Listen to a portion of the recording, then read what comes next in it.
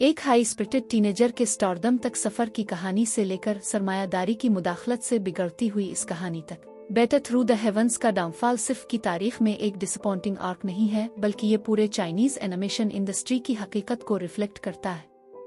कभी एक legendary IP के तौर पर जाना जाने वाला ये एनामे, जिसकी रेटिंग्स 9.7 तक पहुंची थीं, अब गिरकर सिर्फ 5.8 पर आ गई है।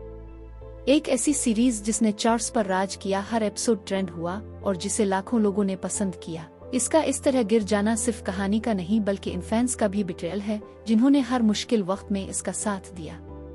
तो आखिर कब से ये सब बदलना शुरू हुआ? कब इस कहानी की जान निकलना शुरू हुई? चलें वापस जाते हैं जहां से ये सब शुरू हुआ। 2009 में टिएन कैन टूडो नाम का एक 19 साला नौजवान, जिसने एक ऐसा नावल लिखा जिसने इसकी जिंदगी बदल दी और रीडर्स की पूरी जनरेशन डिफाइन कर दी। ये नावल था बेटर थ्रू द हेवंस। सिर्फ 19 साल की उम्र में वो चाइनीज वेब लिटरेचर का सबसे कम उम्र प्लेटिनम टिर राइटर बन गया। इसका राइज मीटियोरिक था और उसका नाम के खालिक सैन शाओ जैसे बड़े नामों के साथ लिया जाने लगा। बहुत से फैंस के लिए सियाओ येन की कहानी सिर्फ फिक्शन नहीं थी, ये इंस्पिरेशन थी। एक ऐसे लड़के को देखना जो जिल्लत से उठकर ग्रेटनेस तक पहुंचता है, हर इस शख्स के दिल को छू गया जो कभी जिंदगी में हारा कमजोर महसूस हुआ।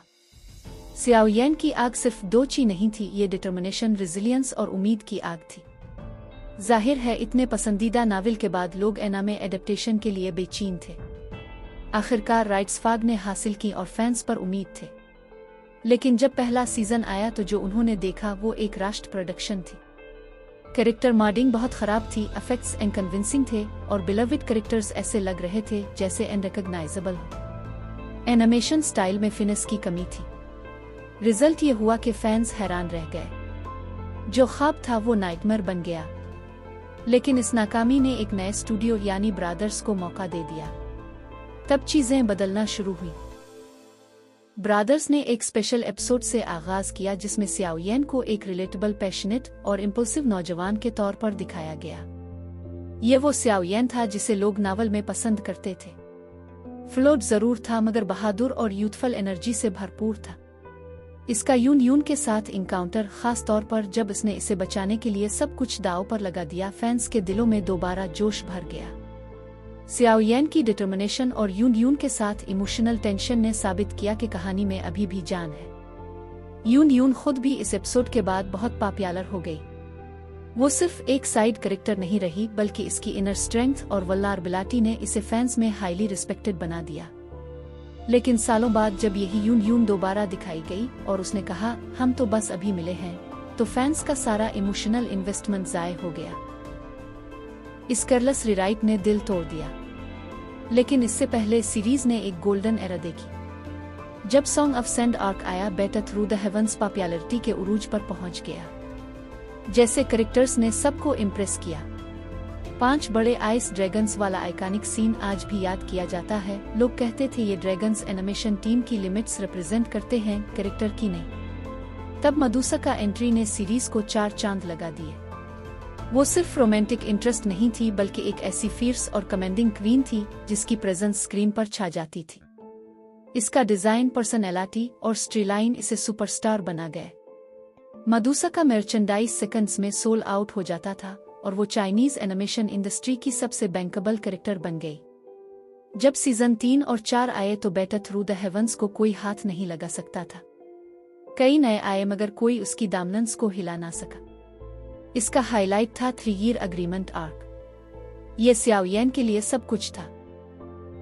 के साथ उसकी फाइट सिर्फ रिवेंज नहीं थी, ये इसके कैरेक्टर की ट्रांसफॉर्मेशन थी। सियाओ येन ने रिडिक्यूल, लॉस और सेटबैक्स बर्दाश्त किए थे और इस दिन के लिए रिलेंटलेस ट्रेनिंग की थी। इसकी जीत सिर्फ फिजिकल नहीं थी, ये सिंबॉलिक थी। वो सिर्फ को नहीं हरा रहा था बल्कि अपने कमजोर पिछले सेल्फ को हरा रहा था। 3 ईयर एग्रीमेंट एपिसोड्स ने इंटरनेट पर धूम मचा दी।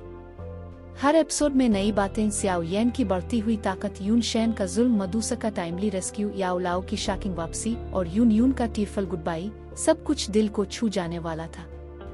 सीरीज में जान थी, सोल थी और मोमेंटम भी। इसी वक्त बेटर थ्रू द हेवंस और को ओ डबल फाइट्स ओ कहा जाने लगा। जब खत्म हुआ सबको लगा बेटर थ्रू द हेवंस इसकी जगह ले लेगा। लेकिन तब सब बिखरना शुरू हुआ। और ये डाउनफॉल किसी कंपटीशन की वजह से नहीं आया, बल्कि अंदरूनी मिसमैनेजमेंट की वजह से आया। अगरचे कुछ मॉडिंग इश्यूज थे, फैंस लॉयल रहे, मगर फिर प्रोडक्शन टीम ने ऐसे फैसले करने शुरू कर दिए जो कहानी की सोल के खिलाफ थे।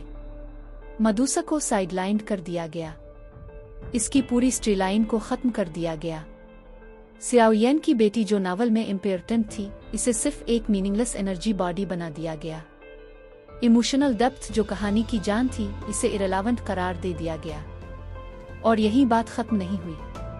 प्रोडक्शन टीम ने रिसाइकल्ड मॉडल्स, रिपीटेटिव बेटा एनिमेशंस और बोरिंग डायलॉग्स का इस्तेमाल शुरू कर दिया। सियाओ येन की ग्रोथ जो पहले लेयर्ड स्ट्रिटलिंग से दिखाई जाती थी, अब मैकेनिकल और हालो लगने लगी। साइड कैरेक्टर्स की कम्प्लेक्सिटी भी खत्म कर दी गई। सबसे ज्यादा दिल तोड़ने वाली बात यून के साथ हुई।